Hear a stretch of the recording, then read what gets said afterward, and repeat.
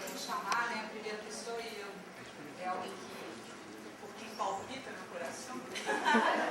Então, Caio Borges, que é o parceiro, eu queria dizer, porque assim, ele, desde o meu livro, ele é assim, o camarada que me dá ideias visuais, que eu não tenho nenhuma, mas nós dois temos uma onda muito boa e é uma alegria tê-lo aqui. Ele é graduado em Artes Plásticas pela FAAP, pós-graduado em Criação, Imagem, Styling, Moda, Senac.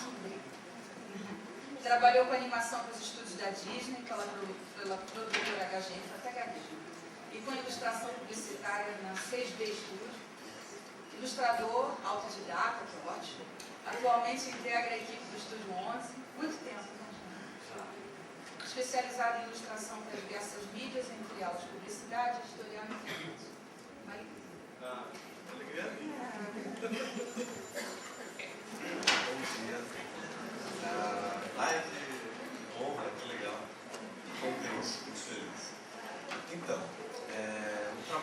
esse trabalho, 4 núcleos multifacetados, uma ideia entre o Dada e o surrealismo, também tutorial de moda contemporânea, se deu a partir do desafio de fazer uma monografia para o curso de pós-graduação em styling, criação de imagem e styling de moda que eu fiz, que a Cris papelou lindamente. Foi uma delícia fazer o curso. E aí a gente tinha, então, que fazer mas a gente podia fazer um trabalho a partir de algumas,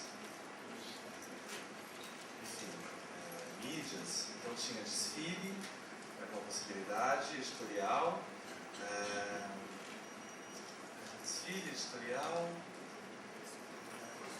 consultoria de imagem e publicidade.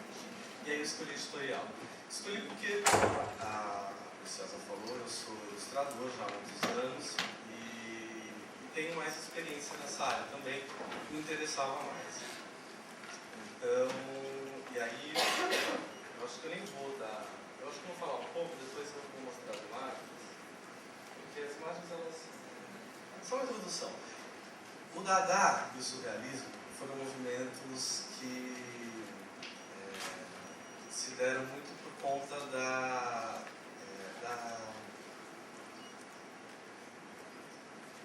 manifestação não sei se exatamente revolta, mas uma rebeldia por conta da Primeira Guerra Mundial. Bom, eu acho que eu vou mostrar então. E aí eu convidei, aliás, estou um pouco nervoso, eu estava mais ensaiado, assim. Primeiro também. Mas é o seguinte, não sei se eu vou falar muito do Dada e do surrealismo, mas o importante é enfatizar que esses movimentos, eles tinham como premissa o inusitado, a rebeldia, sobretudo no Dada, que se apropriou muito da colagem como forma de expressão. Isso. Eu vou mandar o trabalho aí, todas as ideias. Surrealismo e Dada. Isso. Quem quiser que leia. Então, minha ideia foi montar um editorial de colagem e feito por 4 pessoas diferentes. Eu queria montar um jogo que tivesse um resultado inusitado. O inusitado era o meu objetivo, era o descontrole, era a bagunça. Ou não também, porque podia ficar bagunçado ou não. E aí eu convidei 4 estilistas que eu considero um trabalho bastante interessante pelas referências artísticas, né? Não só nas artes plásticas, mas na poesia, enfim, na fotografia, na música, que foram o Dudu Bertolini, a Fábia Bersec, a Carla Giroto e o Wilson Ranieri. E aí o jogo se dá da seguinte forma: era um croquis de um corpo feminino, eram looks femininos, e esse corpo estava dividido em 4 partes. Tinha a cabeça, o tronco, a perna e os pés. E aí cada um ia fazer um look completo, mas separadamente. Então eu dei uma folha que tinha lá uma parte em branco, como vocês podem ver aqui. Então ali tem a cabeça, depois tem o tronco, as pernas e os pés. Eles iam fazer um acessório de cabeça e tal. E por aí em diante. De blusa, de calça, saia, enfim. E eu não determinei nada para eles no sentido de fazer um look com uma característica amarrada, com uma proposta fechada, uma proposta harmônica. Eu abri a ideia, falei, vai ser um jogo, vai ser uma montagem que vai se dar, o resultado vai se dar casualmente, a gente não sabe como vai acontecer. E aí eles podiam ter criado, por exemplo, ter feito uma cabeça de inverno com um top de verão, e uma calça moda praia, podiam ter feito o que eles quisessem, mas todos eles fizeram um look fechado, um look coerente. E aí o do Dudu a gente pode ver que tem aquela ideia da neon mesmo, que são essas mulheres mais glamourosas, essas mulheres divas, atemporais, né? Tem uma pegada meio retrô, assim. Então esse foi o look dele. E aí, na sequência, o croquis do Wilson Ranieri. Então também a mesma coisa, eu dei os desenhos para ele e ele foi, a partir desse desenho, criou essas peças. Então na cabeça ele fez um acessório de fita, né? Ele fez um terninho, ele já deu a estampa para mim também, a calça e o sapato. Essa calça desconstruída, essa calça, esse corte, essa proposta dele e tal. Que aí eu percebo também as características dele, né, como criador, que são essas peças de alfaiataria com uma proposta inovadora, né, o terno dele tem enfim, as características bem específicas. Aí o da Fábia Bersec, que ficou uma pegada bem anos 70, eu achei, uma coisa rock, assim. Então, na cabeça ela fez uma mulher com cabelão, e com um brinco em pêndulo, ela fez um top, uma fusô com cinto, com chaveirinho ali, e essa botinha de bico fino. E a Carla, que eu acho que foi a que mais teve uma criação dada e surrealista, até na concepção aí da imagem dela. Ela já trabalhou com recorte, ela trabalhou com colagem e as próprias peças mesmo têm uma pegada mais inusitada, assim. Essas peças podem ornar ou não em si, combinar ou não, e eu acho que ela deu o trabalho dela foi o que mais se aproximou livremente também, porque nada foi imposto, nada foi pedido. E aí os looks se deram. Então, a primeira mistura, que é esse look 1, que tem a cabeça da proposta do Wilson, o top da Fábia, a calça do Dudu e a sapatilha da Carla. Aí o 2, a cabeça da Fábia, o top do Dudu, a saia da Carla e o sapato do Wilson. O terceiro tem a cabeça que a Carla propôs, o terno do Wilson, a calça da Fábia e a plataforma do Dudu. E por último a cabeça, o turbante que o Dudu desenhou, o top da Carla, que é esse de pontinhos, de pedrinhas, a calça do Wilson e o sapato da Fábia. E aí o que eu percebi no resultado foi uma harmonia, que eu não contava com ela. Eu achei que esses looks ficaram, de certa forma, harmônicos até. Porque eu esperava que eles fossem mais amalucados, assim. Eu esperava um resultado mais, enfim, desordenado. E aí eu percebo um inconsciente coletivo, talvez. Todos usaram uma palete muito parecida até, né? Meio monocromática, muito branco, preto e vermelho. E o look 1 ficou uma coisa meio navy, né? Parece, assim, uma proposta mais marinho. Essa tatuagenzinha que a Fábia colocou no top dela e essa calça do Dudu deram muito essa imagem. Assim. O segundo, não sei, ficou mais bagunçado, né? Mas também eu percebo esses looks em qualquer editorial, assim, eles poderiam aparecer em qualquer editorial. E a ideia era um pouco o leitor fazer a própria edição também, né? Na concepção do trabalho. A ideia era o leitor fazer a edição. Na contramão do que se dá nas revistas, nas propostas, onde os livros vêm prontos e, de certa forma, até impostos algumas vezes. Então, aí na apresentação, a revista proposta inicialmente era a revista Simples, que agora já não existe mais. Então, aí ficou a ilustração do primeiro look, aí tem uma referência, né, ao Dada e tal. Aí o segundo e o terceiro e o quarto. E aí eu pensei também hoje, desde que a Thaís me ligou, me convidou e tal, de retomar esse trabalho e sugerir uma publicação na revista Azup, que é uma revista especializada em ilustração, em arte de rua também, e design também, exatamente. E aí vamos ver, eu tenho os contatos lá, vou conversar com eles. E aí para a Azup eu sugeri uma imagem de grafite mesmo. Então eu desenvolvi essas bonecas com essas características, né? Com esse fundo uma proposta assim, a ideia é fazer realmente uma publicação num muro, uma pintura de muro e depois fotografar isso. Então são essas as propostas. E é isso aí. Desculpa o meu nervosismo no começo, eu agradeço muito. E é isso.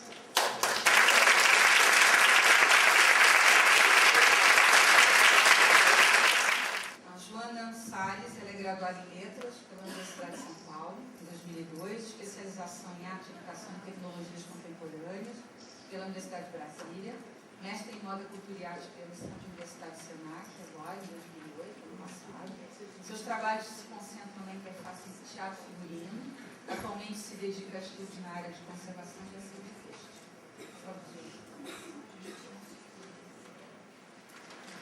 Bom dia. Queria agradecer primeiro o convite. Eu sou fã do Zigue-Zague, eu venho todas as edições como ouvinte. É um prazer estar aqui apresentando o meu trabalho. Eu defendi no final do ano passado pelo Senac, eu tive bolsa da CAPES e meu trabalho é sobre as roupas da Lina. A minha personagem é a Lina Bobage, para quem não conhece, ela é arquiteta e, entre outras coisas, ela também é figurinista, ela é cenógrafa, ela desenvolveu joias, móveis, paisagismo. É uma dessas pessoas que são interdisciplinares, assim, na vida e na obra. Bom, vamos lá. Eu vou falar de um conjunto de roupas que saiu da casa da Lina. Essa é a casa dela, é a casa de vidro, fica no Morumbi. Infelizmente eu não conheço ainda, mas pretendo ir à casa, mas é porque a casa estava fechada para visitação. Ela construiu essa casa em 1950, ali na Italiana, e ela veio para São Paulo com o marido, Pietro Maria Bardi, que foi o diretor do MASP. E assim que ela chegou, eles foram convidados pelo Assis Chateaubriand para construir o MASP. E ela ficou responsável pelos espaços, enquanto ele pela organização do museu. Mas essa foi uma das primeiras obras que ela fez aqui no Brasil, que é um pouco parecido, né? Essa questão do vidro, da relação com o entorno, com o espaço. E aqui eu coloco uma camisola, porque nesse conjunto de roupas que saiu da casa dela, da casa de vidro, e que foi para o Teatro Oficina, entre eles tinham roupas íntimas do tipo lingeries, camisolas, mas aí tinham casacos, saias, blusas. E aí eu vou falar um pouco desse conjunto de roupas, desse deslocamento, o que significa sair de um espaço privado, que é a casa, para um espaço público, que é o teatro. E quais são esses usos, assim, esse uso íntimo, né, na vida, e o uso no palco, né, e quando essa roupa vira figurino. Bom, elas saem desse espaço, da casa de vidro, né, e elas vão para a rouparia do Teatro Oficina. Quem faz essa doação é a irmã dela, Lina morre em 1992, e essas roupas vão para o teatro em 2002. Nesse momento, quem é a diretora do Instituto Lina Bobardi, onde é a Casa de Vidro, é a Graziella Bardi, que já faleceu também. Era uma das pessoas que eu queria entrevistar e que faleceu. Eu não consegui entrevistar, mas eu achei um vídeo super bacana do dia que ela doou essas roupas para o teatro. O teatro registrou o depoimento dela, mas isso eu só fui achar no final da minha pesquisa, o que para mim foi fantástico. Enfim, ter achado esse vídeo. Mas essas roupas saem e vão para o teatro por conta da amizade que a Lina tinha com o Zé Celso, né? Durante uma peça que a Lina fez o figurino, eu acho que com a Carro 7 em 84, ela, quando foi vestir a Rose Campos, a Lina pegou uma peça íntima do guarda-roupa dela e vestiu a personagem da Rose Campos. E isso foi uma coisa que marcou para a irmã, para a Graziella, e a Graziella achou que seria bacana também fazer isso com as peças mais extravagantes da Lina, porque estava tendo um problema de cupim na casa e eles iam ter que esvaziar os armários. E aí uma parte das roupas ia para brechós, instituições, mas as mais diferentes, tal, ela achou que seria bacana dar para o Zé Celso e para o Teatro Oficina, para a companhia. Bom, elas vão para a rouparia do teatro, e a rouparia do teatro fica muito próximo ao camarim, onde as atrizes se vestem e tal. E elas ficam acessíveis, né? Elas saem de uma condição das gavetas e dos armários para ficar numa outra condição exposta. Só que nesse momento está sendo feito em 2002 os sertões e o chão, o cenário é chão de terra batida. Elas estão no terceiro andar, quem não conhece, aqui elas estão embaixo desse vidro, no terceiro andar.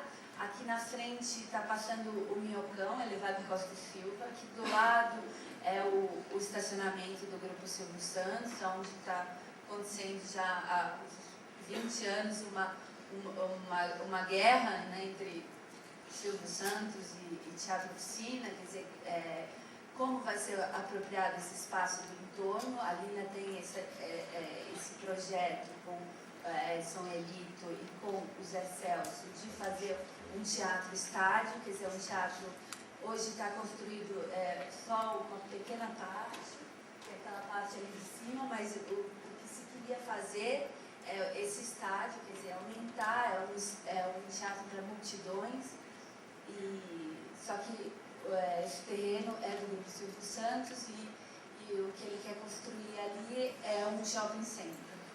Então dá essa briga, assim, né? Constrói shopping center ou faz um teatro? O que revitaliza mais o centro? A gente está no Bexiga, né? Tem toda essa discussão. Bom, enfim, isso aí é uma luta que tem muito pano para manga. Mas ali está o Minhocão, a Brigadeiro. Bom, essas roupas chegam e elas entram em cena, né? Elas vão entrar, elas vão compor o figurino das sertanejas nos sertões, né? A ali está, não sei se dá para ver, mas o chão é de terra batida, né? E essa terra sobe até o terceiro andar, e as roupas ganham ali uma nova camada, que é uma camada de poeira.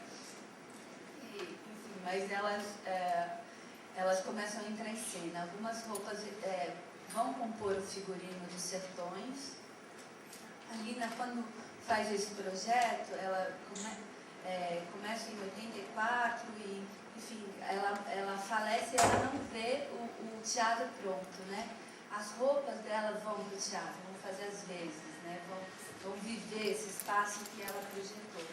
Mas ela mesma não teve essa oportunidade. Aí é um chale dela, é um chale português. Essa é a Camila Mota, uma atriz da oficina, e ela está fazendo a cena dos degredados. Nessa cena também tem um sobretudo da Lina. Quem está usando é a Silvia, ela não tá aparecendo na foto, mas a Silvia ela é a atriz oficial que faz os personagens da Lina. Esse é um terno do Bard, né? Na época, quando eu estava trabalhando na produção de arte desse espetáculo, e na época eu lembro que era um grande fetiche esse terno, porque o Zé Celso contava a história de que esse terno era o terno que o Bard foi na inauguração do MASP, em 1950. A primeira inauguração, olha, é incrível esse terno. Bom, então tinha, né, um fetiche. Aí eu fui ao MASP, grande parte da minha pesquisa foi feita no MASP, na biblioteca do MASP, e lá eu encontrei até uma faceta da Lina que poucas pessoas conhecem, que é a relação dela com a moda nos anos 50.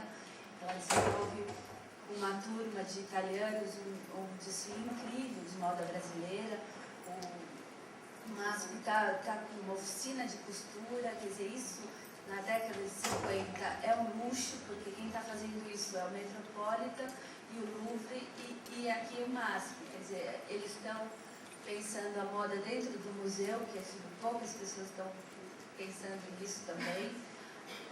No momento que a Gilda de Melo Souza está defendendo a tese dela na academia sobre moda, enfim, tem um pessoal agitando isso, e a Lina é uma dessas pessoas que está pensando a roupa dentro do museu. E aí esse terno que me leva ao MASP. Mas no final eu acabo descobrindo que o Bard, nas duas inaugurações do MASP, ele não usa nenhum terno branco, ele está de terno preto. Mais uma história do teatro possível, das coisas que nos levam a outras e que são interessantes. Bom, essas roupas que entraram no figurino dos sertões, elas acabam tendo um outro trajeto inusitado, e elas vão para o sertão, elas vão viajar o Brasil numa turnê nacional e internacional. Elas vão para Canudos, elas vão para Monsanto, para Quixeramobim. Aqui é Quixeramobim. O teatro ele é montado em Salvador, no Rio de Janeiro, em Recife, em Canudos. É exatamente a réplica do desenho do teatro da Lina e do Edson. E eles apresentam os sertões nesses lugares. E as roupas vão também nessa viagem, quer dizer, elas continuam, né? Elas saem desse armário da casa de vidro, das gavetas, e elas começam a ter um outro itinerário, né? Bom, aí são as caixas onde elas viajam, né? Nesse roteiro, aí, nessa viagem com os sertões, e aí depois elas ficam, né? Aqui é o figurino dos sertões, que tem algumas peças da Lina no meio. Aqui são os cabides, como dentro da caixa, quer dizer, tem uma madeira e tem os cabides, só que a caixa é de papelão, e papelão não é bacana, porque tem umidade. Eu abri várias delas para procurar as peças da Lina para fotografar, e aí eu encontrei inseto, quer dizer, não está numa situação ideal, mas isso é uma coisa que eu venho conversando, que a gente está tentando desenvolver um trabalho nesse sentido. Bom, a metodologia do trabalho foi basicamente, além de pesquisar sobre ela, sobre a personagem e tal, e muito de cultura material, acabei tendo na minha bibliografia, também teve uma parte de fotografar essas peças. Eu fotografei 130 peças, mas aí tinha um problema que era como eu sabia qual era a roupa da Lina e qual era o figurino, porque estava tudo misturado numa reserva técnica do teatro. isso em 2004, essas roupas que ficavam na rouparia perto do camarim saíram de lá e foi alugado uma casa de produção e aí tinha uma reserva técnica onde eram guardados todos os figurinos. Isso era meio tudo junto, assim, era um caos. E aí eu saí separando com a camareira, peça por peça. Vocês podem ver que aqui eu fiz só uma arara com as peças da Lina, mas tem sapato em volta, enfim. E aí, bom, joias, ela tinha joias, a família acabou ficando com as joias, mas tinha muito badulaque, que ela adorava 25 de março. Tá? Isso aí era uma bolsa japonesa, provavelmente um presente do cônsul, então tinha vários presentes. Ela era a primeira dama do MASP, né? O Bard era diretor e ela era a primeira dama, então ela recebia muito presente.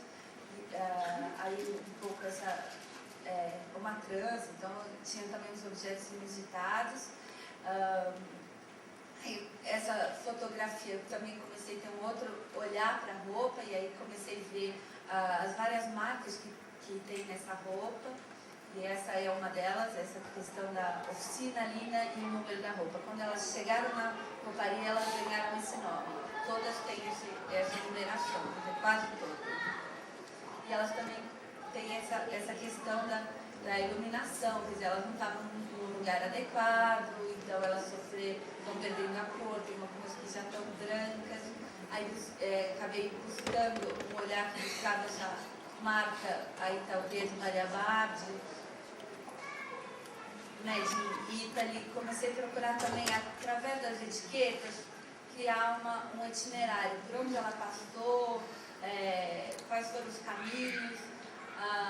Essa imagem para mim é muito forte, que é esse blazer que tem um corpo. Para mim ainda tem desenhado ali o corpo dela, né? Isso às vezes fica como um rastro, como um rastro de cobra, assim, que você consegue vislumbrar uma sombra assim, da Lina. É muito impressionante a energia dessas roupas, né? Você acaba se envolvendo muito com isso, e de repente você já está sonhando com a pessoa, já está conversando. Vou deixar.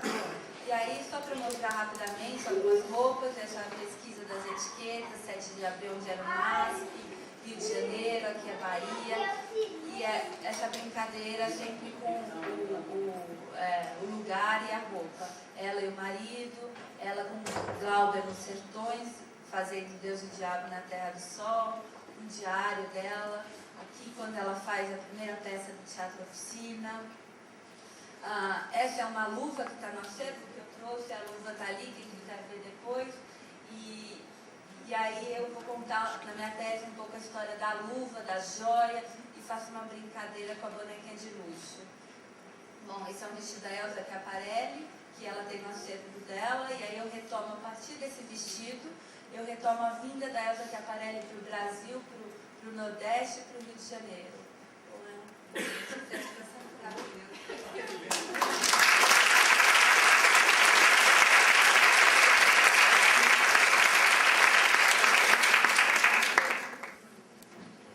queria chamar a Clarissa Fonteiro e a Paula. Como é que o Marcos chama mesmo? Avilés, é ótimo. Não, Avilés. Não, como é que ele fala, Paula? Avilés. Eles falam de espanhol. Então, a Paula e a Clarissa. Ambas são, bom, a Clarissa é ilustradora, ela é bacharel em artes visuais pela Unesp, trabalhou em direção de arte em curtas, metragens, independência e videoclipe, e iniciou pesquisa em moda e arte com trabalho de conclusão de curso, vestido, em parceria com a Paula.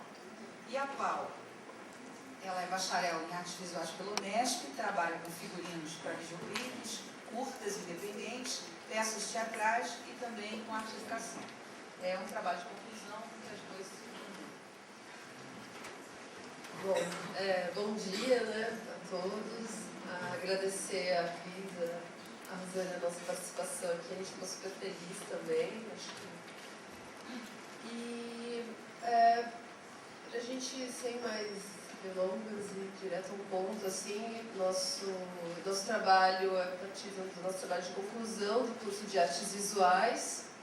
E eu e a Clarissa durante a faculdade toda a gente sempre esteve juntas, flertando com a moda durante o curso, e o trabalho não teve outro desejo senão o de pensar num trabalho de arte que acabou se constituindo como um objeto de arte e um objeto de moda, né? Um limite entre as duas coisas.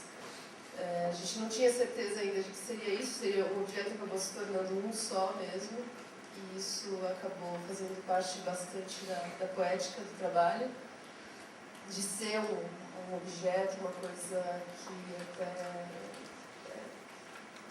de repente, assim, sacralizada pelo processo, pelo que ele que pode estar numa galeria e pode estar também aqui entre a gente que vai conversar sobre moda.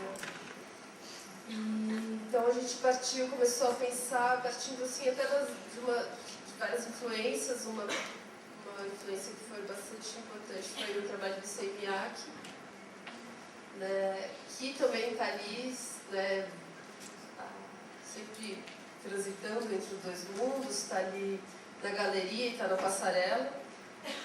E principalmente o trabalho Please Please, né, que é um trabalho que ele traz o conceito do kimono, que é uma roupa completamente adaptável ao corpo. Né? O kimono é uma peça grande e que se adapta ao corpo da pessoa. Né? Nesse trabalho ele trabalha com pregas, e nós acabamos trabalhando com outro tipo que tem um croquis do projeto, né, que inicialmente a gente pensou em fazer esse ajuste com colchete e tal. E assim, de fato, um trabalho que a gente não contou com conhecimento de modelagem de moda, e sim conhecimento de pensamento visual, digamos assim. No final das contas, o nosso vestido, ele não tem uma modelagem de corpo humano. E acaba sendo, assim, bem curto e grosso, ele é um tubo. Ele é um tubo piramidal, na verdade, porque ele foi cortado em viés, então ele é mais estreito em cima e mais largo embaixo, com botões ajustando por todo o comprimento.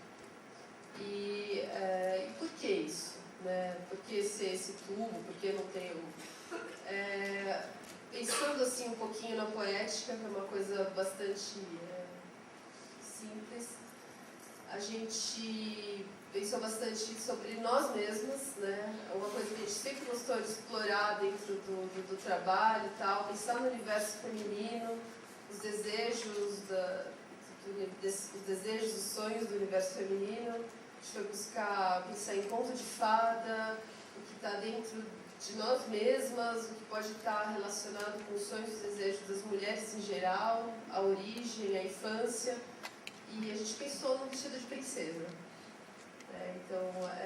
E a gente gosta bastante de dizer que esse vestido é um sapatinho de cristal da Cinderela, mas às avessas. Em vez de servir numa única princesa, ele é um vestido adaptável. Então ele transforma ele é capaz de ser de qualquer princesa, né? Inclusive a escolha a gente fez um ensaio fotográfico com ele, e nós nos escolhemos como modelos, mas porque a gente nem pensava inicialmente nisso, mas a gente pensou, poxa, nós somos bons exemplos para isso, eu sou o seu dobro. Eu gosto de ser exagerada. Pensar como é que a gente vai fazer, por exemplo, para ajustar aqui embaixo e tudo mais.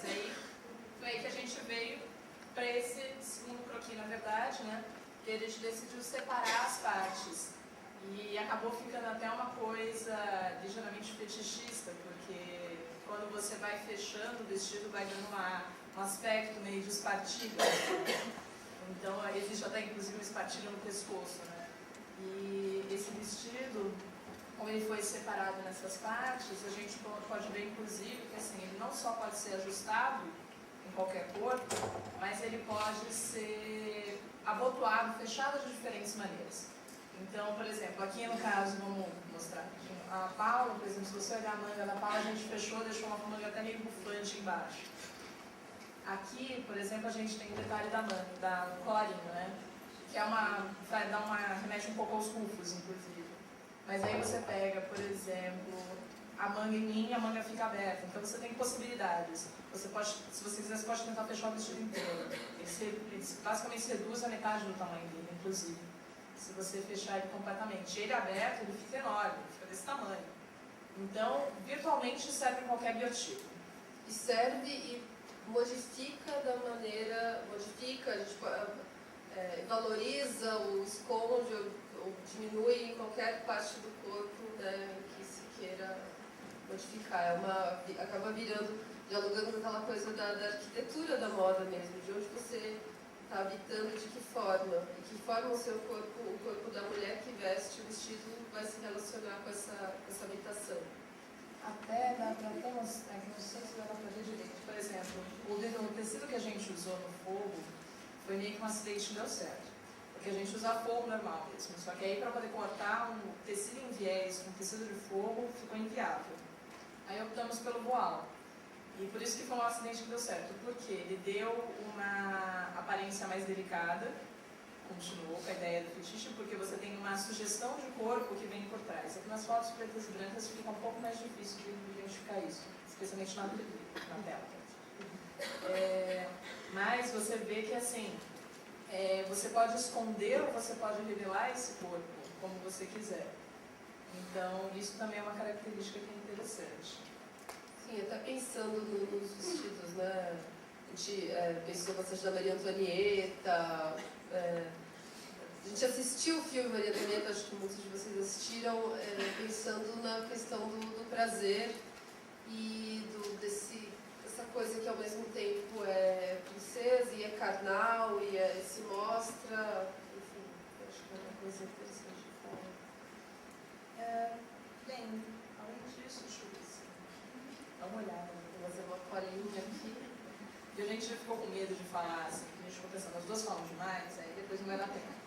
Agora a gente se exatamente, o tempo, gente. É uma coisa que eu achei legal grifar do texto, a gente fala, pensar numa roupa, num objeto, né, pensar na linguagem das mulheres, os sonhos, o desejo, unificando-as, né, as mulheres, e um desejo da própria beleza, ao mesmo tempo exaltando a beleza de cada uma como única, né, já que o vestido poderia se adaptar às suas formas diferentes. Então, a gente pensou muito nessa ideia de exaltar, de unificar todas as mulheres, acaba buscando uma essência comum, mas ao mesmo tempo que pudesse ressaltar individualidades, né?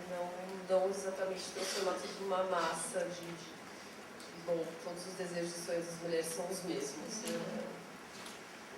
Tanto é que eu até lembro de ontem, não sei quem estava na palestra da Cristina, que ela falou uma coisa interessante, que ela falou que, ela estava falando assim, acho que foi do Flávio de Carvalho, foi do Décio, agora confusa, mas que ela tinha falado do rompimento com a beleza clássica. E o nosso trabalho ele meio que vai atrás de uma beleza clássica porque é uma coisa, né, mais redondinha, é uma coisa mais aparada de certa maneira. Mas quando a gente quis pegar essa questão da fantasia, a gente inclusive pensou assim, primeiro a gente tinha pensado naquela coisa superficial de a gente está pensando em fazer uma roupa que é uma fantasia, porque de certa forma, assim como a moda é comunicação, a moda ela também é um pouco de realização de desejo. Então, a gente pensou, vamos pegar uma fantasia e a gente pode pensar assim, uma coisa que você coloca um vestido de princesa e você foge, você escapa para outro lugar. E quando a gente, inclusive, teve a defesa, a Rosane, ela até falou que não necessariamente é um escapismo. E, de fato, você pode pegar essa fantasia e trazer para a sua realidade. E também é uma coisa que a gente busca tentar transmitir. Eu acho que a gente acabou tocando nos dois também, né?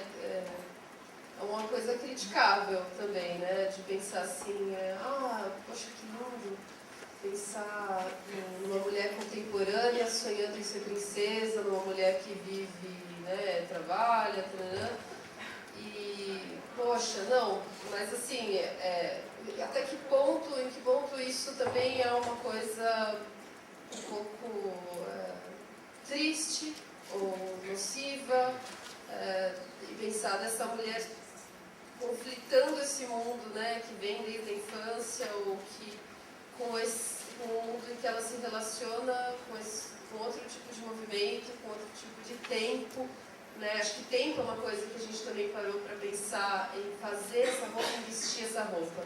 É uma roupa totalmente, a gente estava pensando em tempo de década, de temporal, mas ao mesmo tempo de tempo de vestir. E esse vestido tem 490 botões, né? E ele demora bastante tempo para ser colocado, para ser pensado, para ser... Isso se transforma num ritual, e um ritual que, assim, não serve para o nosso tempo de agora. As roupas esse tipo de roupa não serve para o nosso ritmo, o ritmo da mulher que vive agora, e aliás que vive já faz um tempo que ela não tem esse tempo. E é um resgate ao mesmo tempo de um tempo que havia esse tempo para fazer isso, mas acaba sendo uma ideia um pouco totalmente distanciada do tempo que essa mulher de agora tem para sonhar, para sentir, o tempo que ela tem para realizar os rituais em que ela tem desejo de realizar, mas não sempre são possíveis.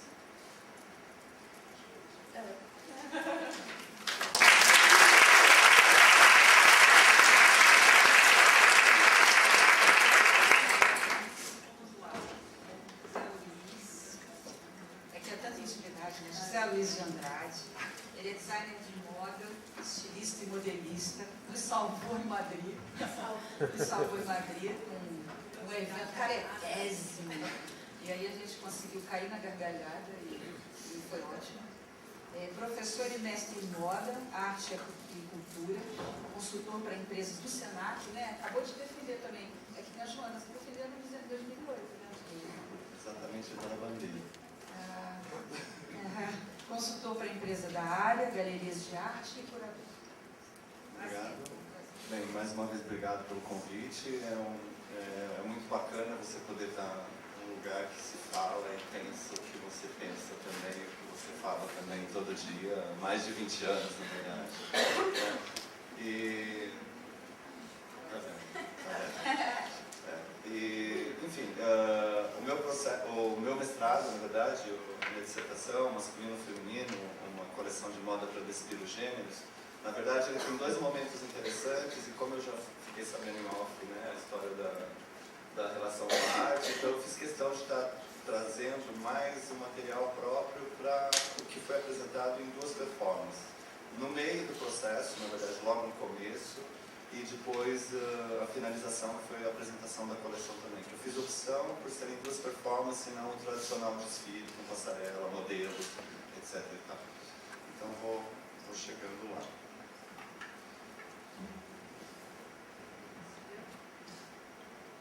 Aliás, eu não sou a pessoa da informática, então eu simplesmente coloquei o material no visualizador aqui.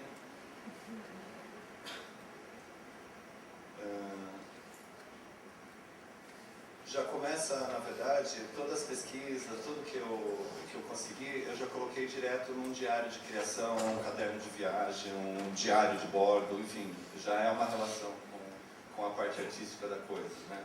Eu encontrei uma revista da década de 40, a França se vendendo para o Brasil, né? E bem no meio da guerra e tal. Então, o conteúdo da revista, né, do suporte escolhido para a apresentação do diário, já tem essa relação direta com a moda, o perfume, o luxo, enfim, né? E é mais ou menos o que eu vou chegar.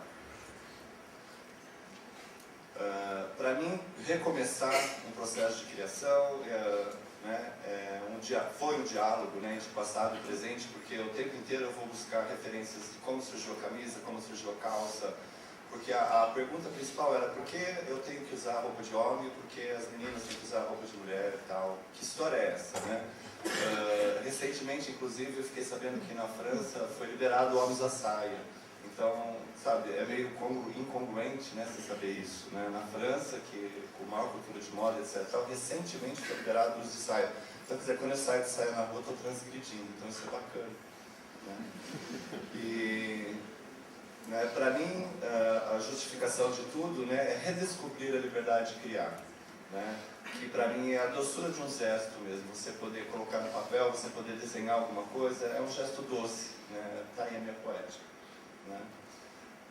Então a criação para mim nasce da diferença mesmo, né? Meninos e meninas, né? Apesar de sermos todos iguais, né? Mas surge uma diferença.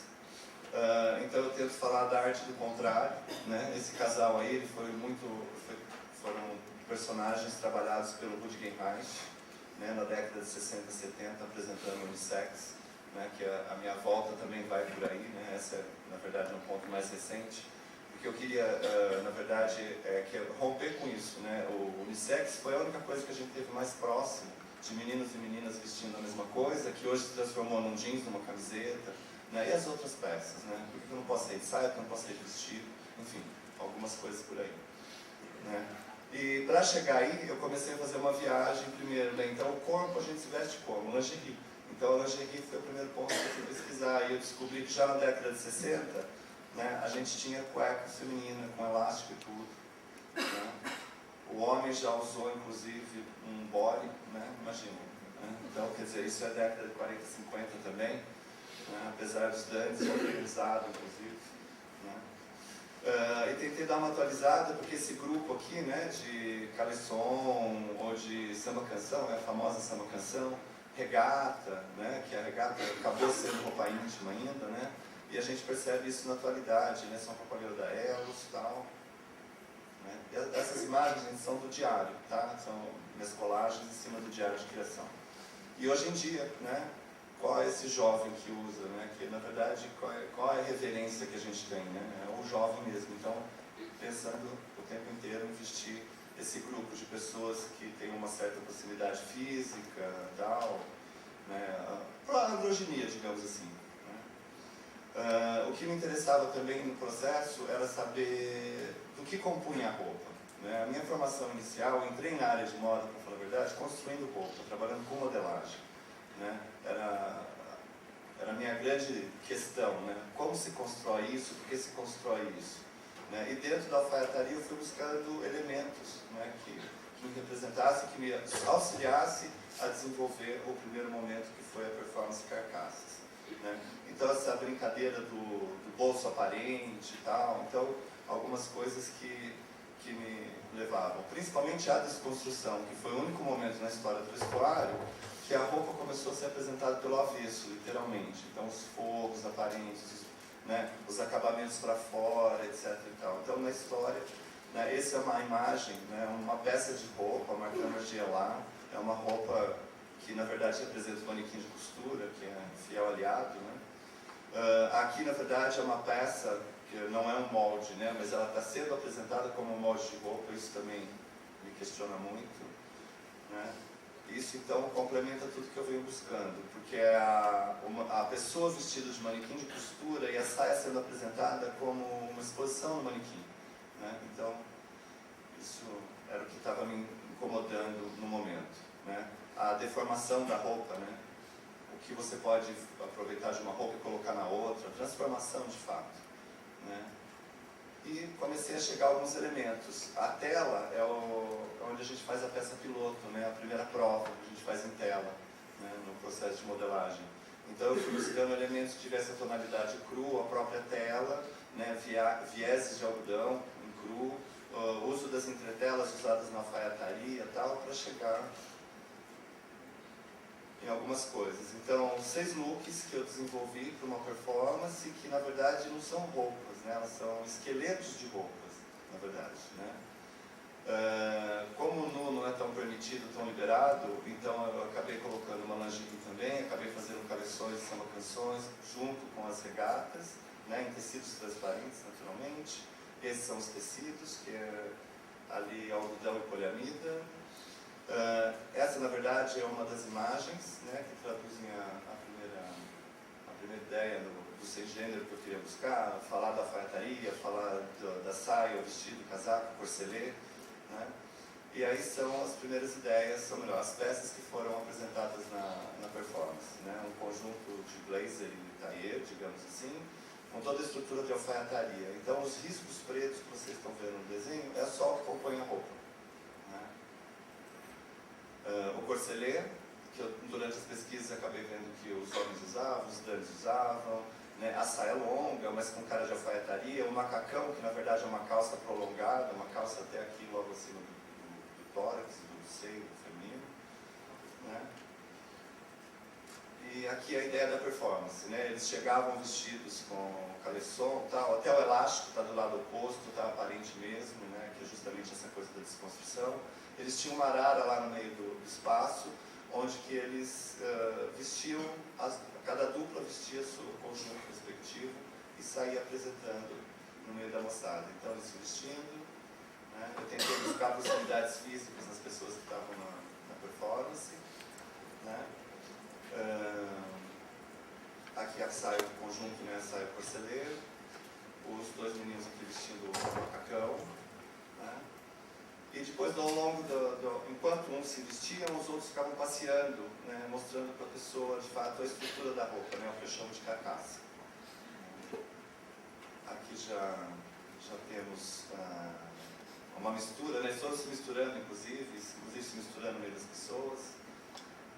Aí depois o momento final, que foi a retirada da roupa, né? Então retirar, devolver na arara e simplesmente ir embora, né? Essa apresentação foi feita lá no campus do Senac, que eu sou mestre em moda, arte e cultura, né? Esse foi um dos momentos durante o curso, na verdade, né?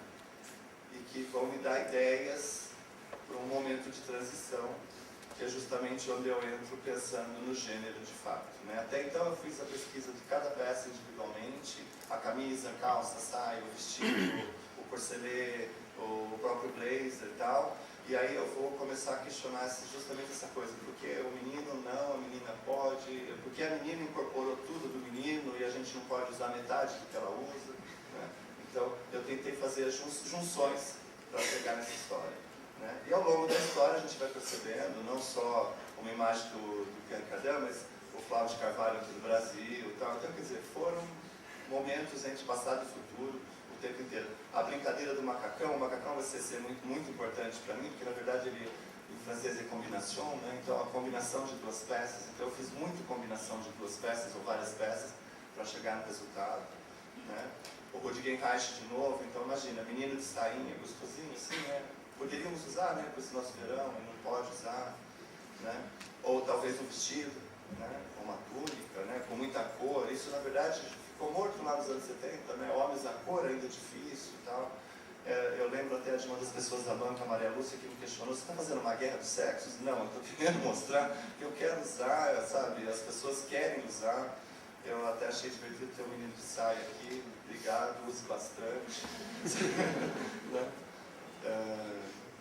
Gautier também já colocou, década de 80. Então eu fui atrás dessa história, ver onde tinha essa proximidade e que poderia, de certa forma, estar me inspirando a pensar essa coleção sem gênero. Gautier de novo. E aí o que seria hoje, né? Então, mais uma combinação, né? É um casaco com pregas e tal, né? Então, eu falei, existe a possibilidade de eu estar transformando as peças clássicas em peças mais bacanas, digamos assim, para se usar hoje, né? Da maneira que eu quero. Né? Sem ter que esperar um estatuto liberal que saia ou alguma coisa assim. Então isso aqui não só apresenta, né, a capa que vai apresentar a minha coleção, né, mas também a capa que apresenta todos os macacões, também tem a Cardin, uso de nylon, muito zíper, etc e tal, que é o que ficou morto lá esquecido na década de 60 e 70. Né? E aí então aqui começa alguns produtos. Gente, vocês vão me desculpar, eu estou falando rápido, porque tem muitos, são dois processos na verdade. Então, o primeiro foi a performance das carcaças e depois vem a performance de fato do sem gênero. Né? E aqui eu apresento os croquis iniciais. Então eu tenho o corselet, eu tenho uma camisa virada ao contrário, aqui embaixo é a gola. Eu tenho um body, né? Eu fiz um body para os dois usarem. O body inclusive tem abertura para cueca e tal. Então, né, foi pensando em tudo isso. Os tecidos trabalhados, eu na verdade tenho que agradecer a Limpinha Têxtil, que me apoiou com todos os tecidos que eu precisei, principalmente em termos de tonalidade, porque quando você vai pensar a cor para a composição de tudo isso, que um dos pontos principais da coleção também é a cor, então eu ficava pensando vermelho e azul, o masculino e o feminino, né? Mas achei muito óbvio, o preto e o branco e tal. Eu comecei a pensar, e o Barthes me ajudou muito com a questão do neutro, o Kandinsky também, com a mistura de tudo acaba virando cinza também. Então eu fui pelos tons do cinza, então eu apresento tudo em tons de cinza, desde o mais singelo gelo ao mais urbano grafite, tudo é cinza. Tudo é cinza, e a brincadeira com os tecidos de alfaiataria, sejam listrados ou xadrezes, e alguma coisa que pudesse ser um pouco mais feminina, porque as formas decididas já eram arredondadas, então a grande maioria das peças são arredondadas, né? Eu tenho uma silhueta arredondada, suavemente arredondada, né? Então o uso de floral, o floral aqui, imagina, me aparece num xadrez, um lese em xadrez, um floral bem miudinho também em algodão, os prints que eu consegui todos acinzentados ou grisalhos, como eu chamo também no material, porque a mistura do preto e o branco no jeans acabou girando um grisalho, ou as malhas também para adornagem clássicas de alfaiataria, né? Então aqui é a representação daquele look anterior lá. Vocês no começo falaram muita coisa que para mim é interessante, a Elsa Schiaparelli, o surreal, porque a junção das peças acabaram ficando muito surreal, inclusive, né? A ideia da roupa social, Alain Sorat disse que a roupa unissex nada mais é que uma bonita roupa social, uma bonita roupa de trabalho, né? E então eu fui pegar um trabalho, isso aqui na verdade é uma tinturaria, é uma foto do rapaz com a camisa amarrada, que eu vou traduzir depois em, digamos assim, jaquetas, vestidos, né? Se eu usar com calça, o homem usa na boa. Se a menina quiser usar um vestidinho, digamos assim, um pouco diferente, então ela tira a calça, ela está com o vestido, né? A minha homenagem para Schiaparelli, teve esgotado, está terminando. O blazer, lógico, né? A gente incorporou isso, a nossa homenagem para Chanel também. Brincadeiras dos coletes, mas são falsos, né? E por aí vai, muita saruel, que a calça original é persa, com essa brincadeira meio saruel.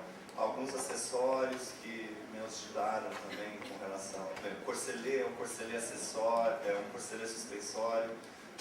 Essa ideia meio que de pochete, mas são os bolsos da calça com maxi gancho. As mangas das camisas que você pode estar misturando o tempo inteiro, como você quiser. Enfim, aqui a performance de fato, ela foi apresentada no campus também. Estava acontecendo lá a exposição Roupas de Domingo na sua terceira versão, que eu achei super pertinente estar apresentando os meninos e as meninas. Eles entravam com partes das carcaças e algumas coisas da nova coleção.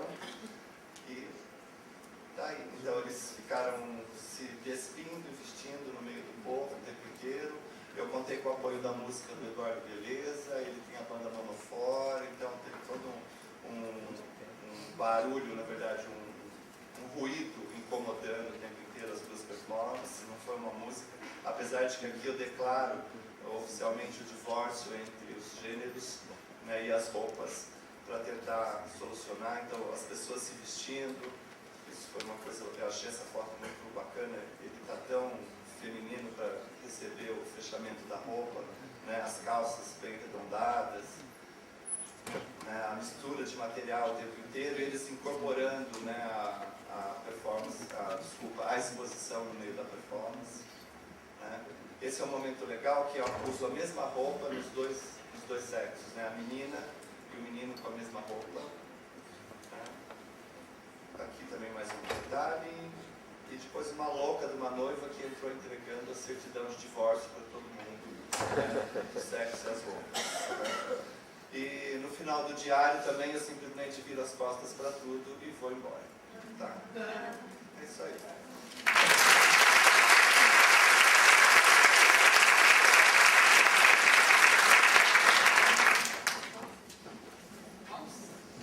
Marion, essa última candidata, Marion Velasco. Nossa, é grande esse livro. Artista plástica, bacharel em artes plásticas pela URSS, Federal do Rio Grande do Sul, pós-graduado em jornalismo de moda e estilo de vida, mestrando em design com bolsa da CAPES.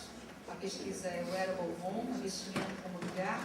Ela faz mestrado na Universidade de Morumbi. desenvolve projetos interdisciplinares em arte, fotografia e performance, moda e música, atuou como stylist em ensaios fotográficos de arte, videoclipes, editoriais de moda e campanhas publicitárias. Desenvolve pesquisa de conteúdo e criação de textos e ministra oficinas, workshops e relacionando arte e moda. Tem trabalhos publicados em catálogos, revistas, fanzines, jornais, livros, vídeos, CDs e sites na internet e etc.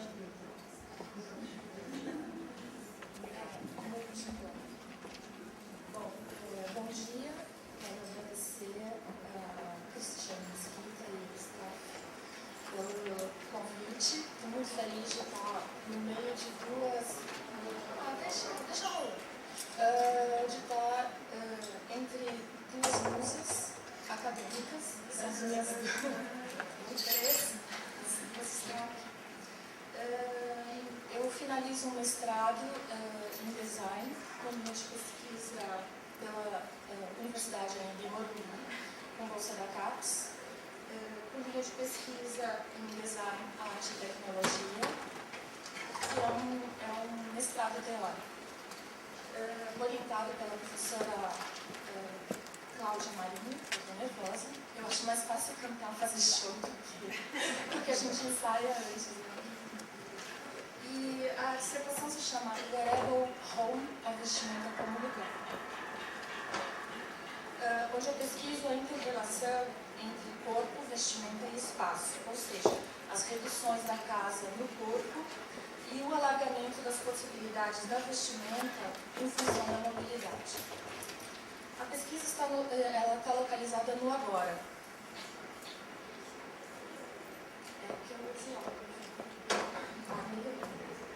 A pesquisa está localizada no agora e no que pode vir a ser uma roupa abrigo contemporânea.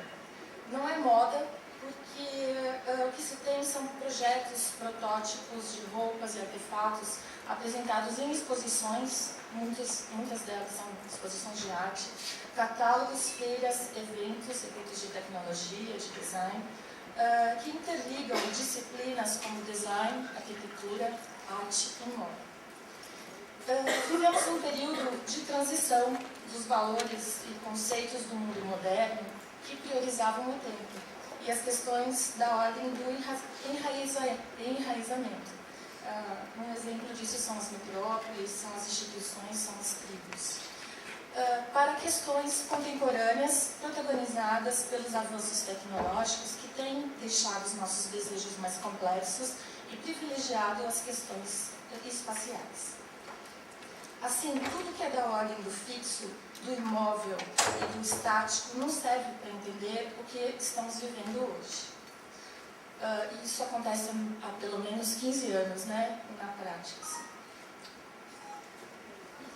Por conta disso, todas as áreas elas têm revisto os seus conceitos e pesquisado as suas histórias, em especial as disciplinas que tratam do espaço. A arquitetura, então assim, eu sou da área das artes plásticas, mas eu tive que fazer uma imersão na arquitetura e na geografia para poder falar de espaço, para poder entender o que era espaço e como que o espaço contemporâneo, como é o espaço contemporâneo hoje, como se entende, como se experiencia isso. A arquitetura resgata e se inspira em projetos que foram pensados e esquecidos no final dos anos 60 e 70. Como a gente está vendo aqui, foi um período em que o espaço foi importante também. E muita coisa que aconteceu ali está servindo hoje para a gente entender o que é o nosso cotidiano. Então, assim, na arquitetura tem um coletivo de arquitetos ingleses chamados Archigram e os americanos também chamados Antifarm, que trataram de arquitetura móvel, construções com infláveis, períodos em que o espaço tinha destaque, mas eram projetos, na verdade, eles não foram desenvolvidos e hoje os arquitetos, os novos arquitetos estão pesquisando isso, retomando todas essas questões para poder criar criar a arquitetura móvel mesmo, né? Voltar a uma questão próxima do público. Com as redes digitais e a criação de dispositivos e artefatos cada vez mais compactos de comunicação, localização, etc., há possibilidade de maior mobilidade. tudo se conecta, ou deveria, né? No caso, a gente tem vários problemas de conexão, mas enfim, tudo se interrelaciona. Vai ser mais... Mas enfim, eu vivo brigando com a Clara. O lugar não é mais da ordem do fixo, o lugar, né? O meu vestimenta como lugar. O lugar, então, não é mais da ordem do fixo, também não é mais uma prioridade, ele passa a ser negociado. Então tem uma questãozinha de tempo aí, né, para a gente poder se encontrar. Eu acho que em São Paulo a gente experiencia muito isso, né? Para a gente encontrar uma pessoa, a gente tem que querer muito, né? Tem que negociar para que estejam num ponto comum. Com o cotidiano alterado, no modo de comunicação, trabalho, comportamento, etc., corpo e vestimenta podem ir além da construção de aparências, da tradução de uma imagem ou de um reflexo de espelhos sociais ultrapassados e propor situações onde coisas acontecem. A vestimenta pode ajudar a produzir um novo corpo que performa, que pode fazer adaptações simultâneas, configurar outros espaços e ativar novas formas de abrigar e até de habitar. Existe uma diferença entre abrigo e habitação, que é de tempo. Nossos novos modos de consumir, de coexistir, enfim, de estar realmente no meio do mundo. E aí, na minha pesquisa, eu apresento alguns trabalhos onde a roupa é coletiva, inclusive, né? Ela sai da ordem do individual e ela passa a ser usada, não por homem e mulher, mas, enfim, por homens e mulheres, todos juntos na mesma roupa. A gente pode ver a Lucy Horta, que é uma artista.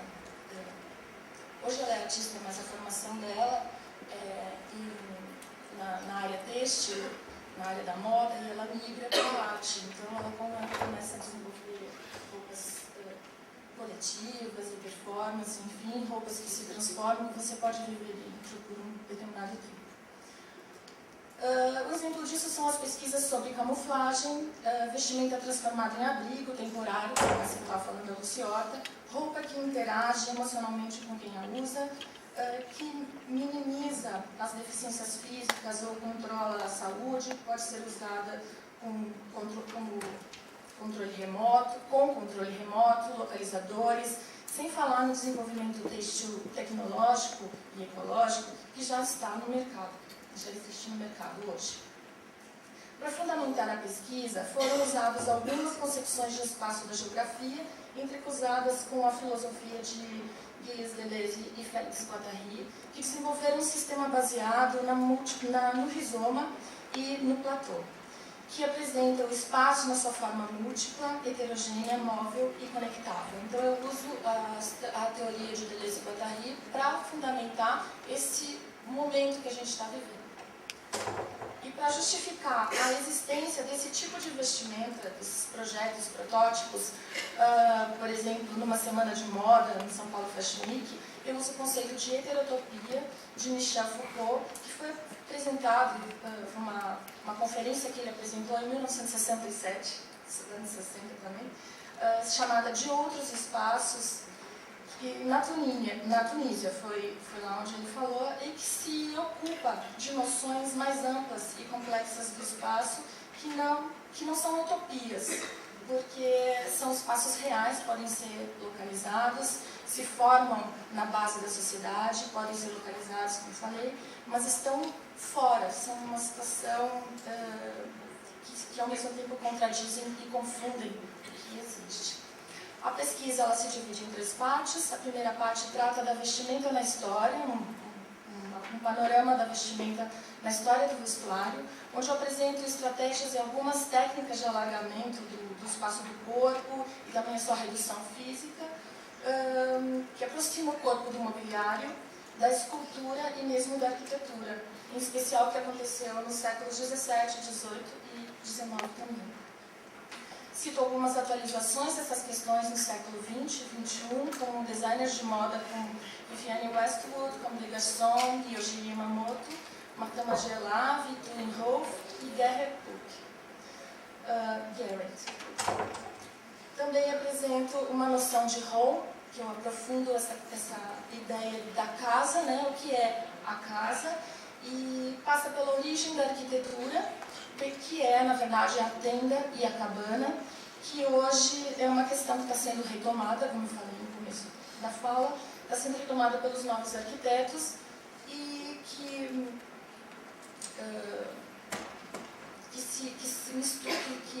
repensam o corpo, na verdade, né?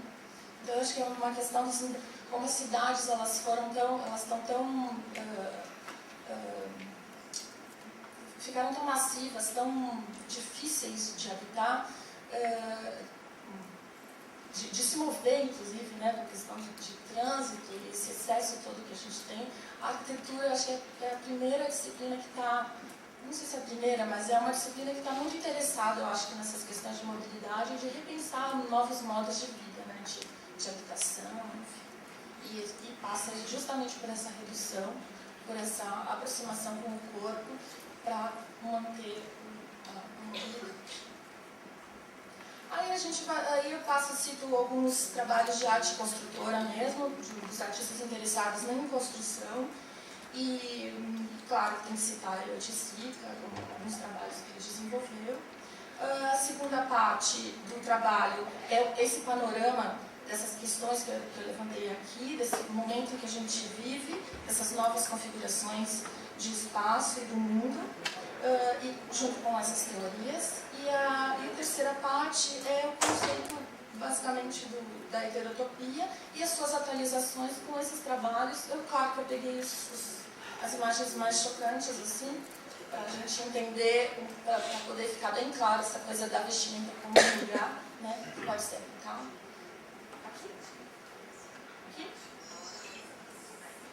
Então, assim, algumas exposições recentes, trabalhos ligados à tenda, né, que o corpo está incorporado na própria instalação.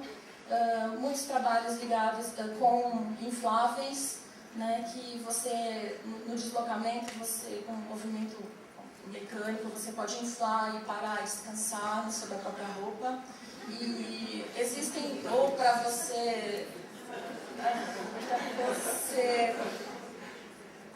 criar uma situação mais alargada, de um espaço pessoal um pouco maior, ou se escapar, meio escapista mesmo do mundo, né? Você infla a sua saia e você cria uma tenda particular.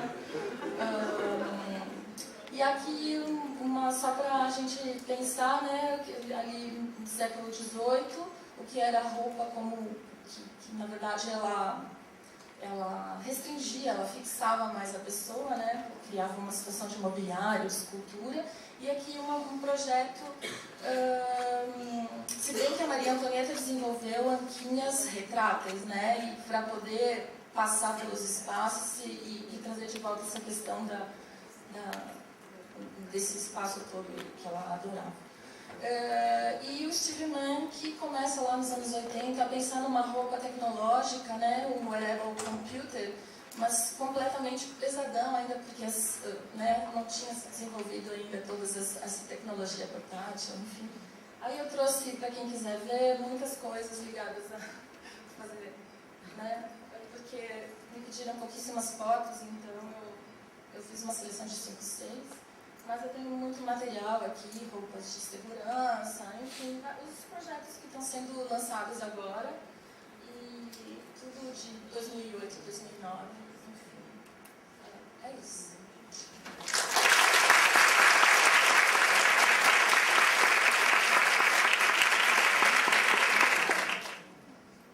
Oi, bom dia.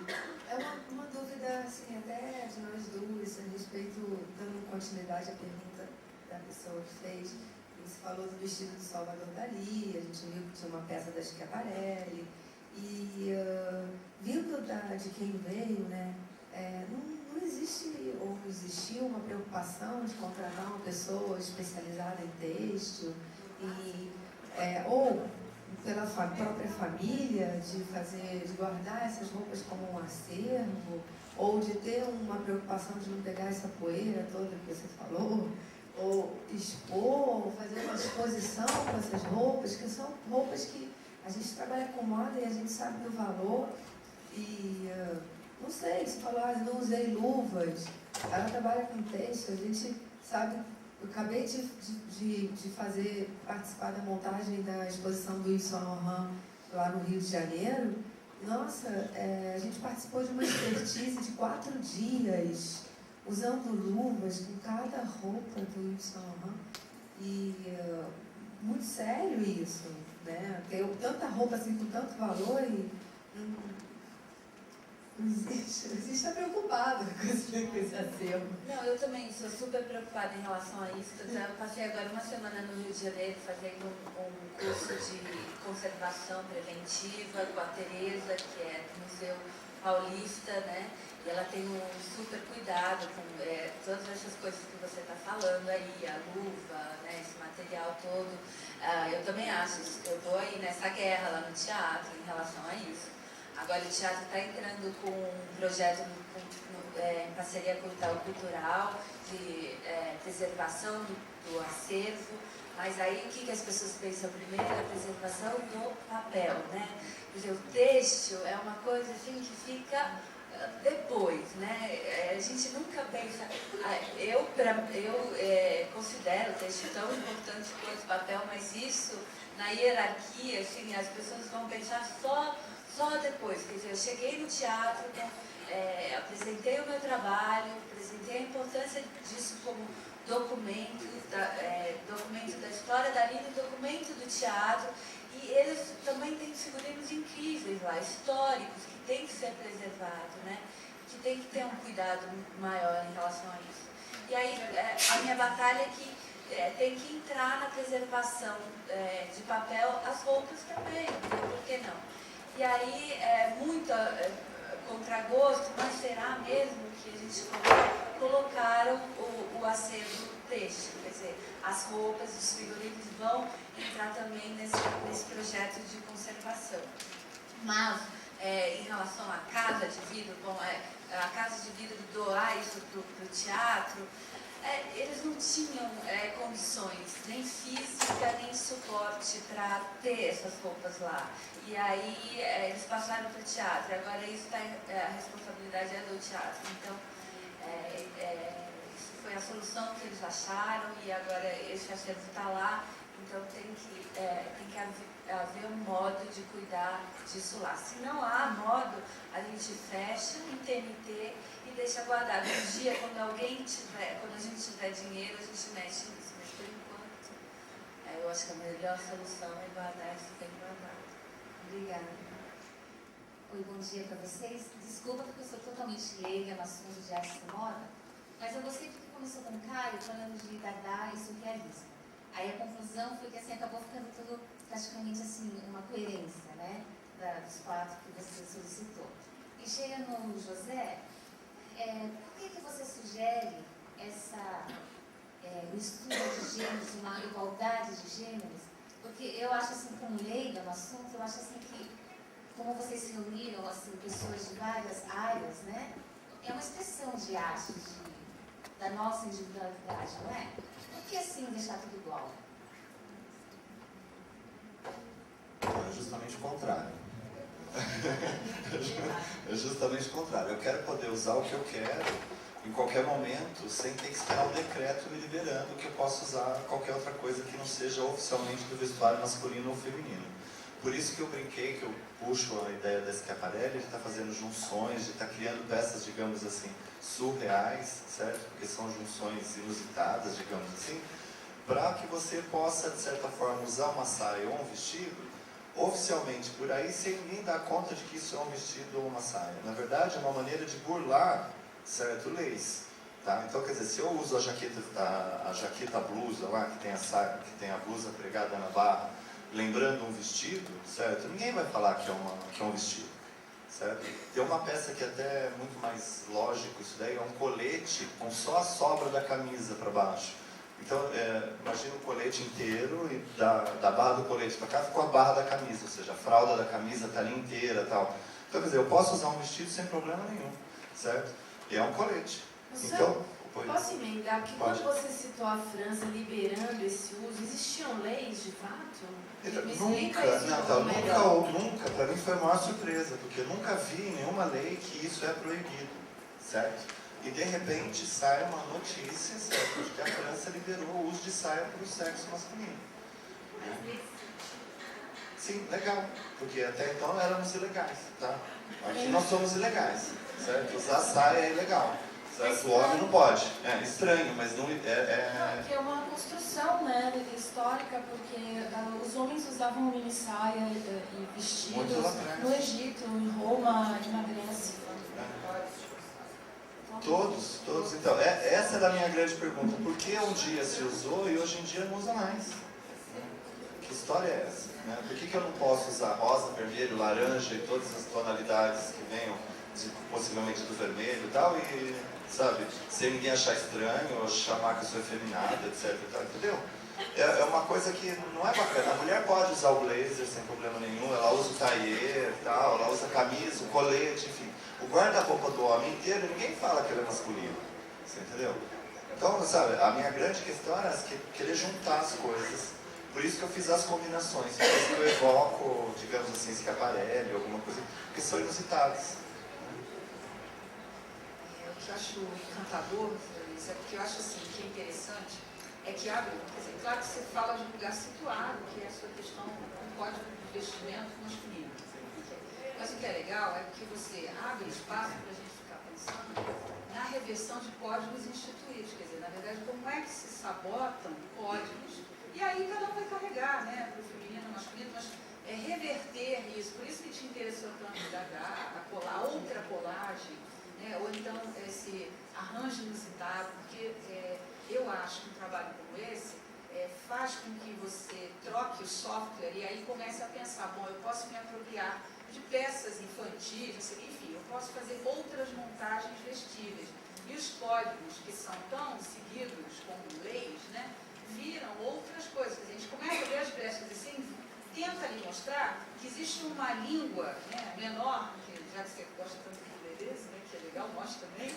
Então, existe uma outra língua que talvez possa ser articulada e que libere as pessoas de alguns espaços que já são muito instituídos e, enfim, e que precisam ser revisitados. Agora, uma coisa que eu achei interessante para todo mundo, pelo menos para a Marion, e você também, assim, é como tem uma força dos anos 60, né, no trabalho. E aí eu acho bacana que o passado, eu acho que o passado é interessante para iluminar o presente. Se não o passado pelo passado, eu acho que isso é uma coisa complicada, porque é que nem a história de preservação têxtil que eu conheço bem, que tem que ter toda uma técnica mais em geral, os avessos das coisas nunca são mostrados, e o que sai do postal é tudo bonitinho, arrumadinho. Então a roupa não teve uso, não teve corpo, sabe? Acho isso uma coisa, é um bode. Já falei isso com a Tereza e com a Rita, que conhece tanto de cultura material, e que eu, na minha ignorância, obviamente, ouço pessoas que sabem muito mais que isso. Acho legal essa coisa de 60. E acho que a Marion, que faz uma coisa que raramente se faz, é que ninguém fala do nosso tempo. A gente só fala do passado, assim, é raro uma abordagem de, sei lá, moda contemporânea, arte, porque é temerário. A gente não sabe. São poéticas múltiplas, então você não sabe exatamente o que você vai falar. Isso é uma coisa bem legal. Então, a Paula quer fazer um comentário, a Aline está na fila, e eu só queria aproveitar a sua narração, porque eu acho que também o que aparece na questão dela para você, né, realça alguma coisa que eu acho que os 5 aqui têm em comum, que é justamente pegar a roupa, olhar para ela e falar, eu vou fazer uma pesquisa sobre outra coisa. Né? Assim, eu acho que isso, quando você está falando do gênero, quer dizer, você está usando a roupa, questionando a saia, não sei o que, mas tem todo um... Né? Ontem a Cristina trouxe para a gente o artista como pesquisador, ou seja, o artista que se aproxima das ciências sociais, o artista que se aproxima da antropologia, da etnografia. Né? E eu acho que a gente, de alguma forma, também pega a roupa e a moda e vai levar, a partir disso, né? A partir de um modo singular, como cada um de vocês vê isso, vê essa questão, e vai levar para onde bem entender, né? Eu acho isso muito produtivo e faz com que talvez seja estimulado em cada um de vocês aí, pelo menos as pessoas ligadas à área, algumas ideias, né? Espero que isso possa rolar aqui. Paula, depois Zília. Tudo bem. Negas, eu ia fazer um comentário que você falou da questão da cor, eu achei interessante porque, assim, acho que era na Idade Média, se não me engano, que os reis usavam vermelho e as mulheres usavam azul. Então, os bebês, eles usavam, se era um menino, ele usava rosa e a menina usava azul. E aí, eu acho que, se não me engano, foi com a guerra, que aí os uniformes dos soldados, especialmente da marinha, que aí foi colocado o azul. E aí o azul virou um símbolo de seriedade, um símbolo masculino. Então virou um símbolo de seriedade, um símbolo de disciplina. Então é muito interessante, porque, que nem o que a Mariam falou, na Grécia, em Roma, no Egito, os homens usavam saia. Então foi basicamente uma transferência de signo. Então talvez, assim, hoje em dia a gente vê mais homens usando rosa, né? Talvez a gente tenha que esperar umas décadas e a gente vai ver vários homens usando saia de novo, né? Para poder ter essa transferência. O que me deixa mais louco é que tudo isso já aconteceu, né? Então, lá para a história vem e tal, sem drama nenhum. Agora, a última iniciativa foi nos anos 60 e 70, certo? E aí ninguém mais pensou outra coisa. Parou. A gente percebe lá o dia colocando muita coisa na passarela, alguns outros que sempre colocam, tal, o uso do kilt em quase todas as coleções, tal. Então, isso acontece, mas e aí? Não incorpora. Né? A gente vê nas comunidades do Orkut, homens que usam saia e tal. Então, sabe, mas e aí? Né? Eu queria mais coisa, eu não queria só a saia, Mas fato usou cor-de-rosa, Gente, então para a Lília, infelizmente, até por isso eu estava aqui tão dura, a gente vai ter que controlar o tempo, porque a próxima oficina acontece aqui no auditório. Mas vamos lá com a Lília, vou ver se dá mais tempo para a outra. Obrigada, Cris. Então, bom dia. Eu queria me desculpar porque eu não vi a apresentação do Caio, então o comentário que eu vou fazer se refere a um ponto que eu vi em comum no trabalho do José Luiz, da Clarissa, da Paula e da Marion. Eu acredito que as três duplas, os três trabalhos estão investigando questões de sobrevivência hoje, né? Então, como eu sobrevivo neste espaço que é pequeno, ou não conseguindo unir o meu espaço ao espaço do outro, porque eu não consigo chegar até o outro, como eu consigo sobreviver com os meus desejos, talvez até os desejos internos aqui colocados da feminilidade, e com esse tempo que eu não tenho para fazer, né, para me cuidar tanto assim, ou para me vestir tanto assim, eu não tenho uma camareira mais para fechar os meus botões, né? E como eu sobrevivo com a minha identidade, porque eu quero ser assim, mas e aí, a sociedade não me deixa ser, porque eu não posso trabalhar num escritório, num fórum, e vestido de saia sendo homem, por exemplo, né? Eu posso no mundo da moda, mas eu não posso em outros meios, não posso na bolsa de valores, então é muito sério isso, né? Então eu gostaria só de saber como é que vocês saem, depois dessas investigações, se para o seu dia a dia muda um pouco essa relação com a cidade, com a sua sobrevivência, se dá vontade só de pesquisar mais, se há um cansaço, se há, enfim, um alívio, como é que é? É isso. Obrigada. No meu caso, é o contrário. Eu estou fazendo uma pesquisa teórica sobre uma situação que aconteceu no meu passado. Eu morei num carro-trailer, viajando pela América Latina durante 2 anos. Então, essa questão da redução da casa, ela está incorporada na minha história. E eu não entendo como sobrevivência, na verdade, eu entendo como estilo de vida mesmo, de você poder... Existe muitas pessoas hoje que vivem migrando, circulando pelo mundo, o mundo está bem pequeno, né? Fazendo coisas por aí fora. E eu gostaria de continuar fazendo isso, poder viajar mais, me deslocar mais, só que eu acho muito chato toda essa questão de casaquinho e capuzinho, e leva isso, leva aquilo, que vai botar na mala. Então, assim, foi na verdade é uma questão de... A pesquisa é para, de repente, ser possível, uma vestimenta que realmente você consiga reduzir determinadas coisas, acoplar no seu corpo, um pouco mais estendido, ou desdobrar isso, uma maneira de você viver um pouco mais, ou até poder se instalar num lugar, mesmo, não só como artes plásticas, mesmo como uma performance, mas que você tenha incorporado na sua roupa um GPS, isso já existe até, mas assim, enfim, situações de desdobramento que você possa ficar num espaço, se for necessário, ou enfim, Isso, claro, vai implicar em questões de fronteiras, né, você não pode sair migrando, assim, porque também é uma questão cultural e que cada vez, ao mesmo tempo que você tem mobilidade, você tem outros problemas, né, pessoas que querem puxar você para trancar você. E os moradores de rua, eu nem falei sobre isso, mas é uma questão muito importante para mim. Então, assim, como que eles vivem nessa migração, como que eles condensam essa... No caso deles é um meio de sobrevivência, assim, né? Mas eu acho que é possível mais coisas da vestimenta, corpo e espaço.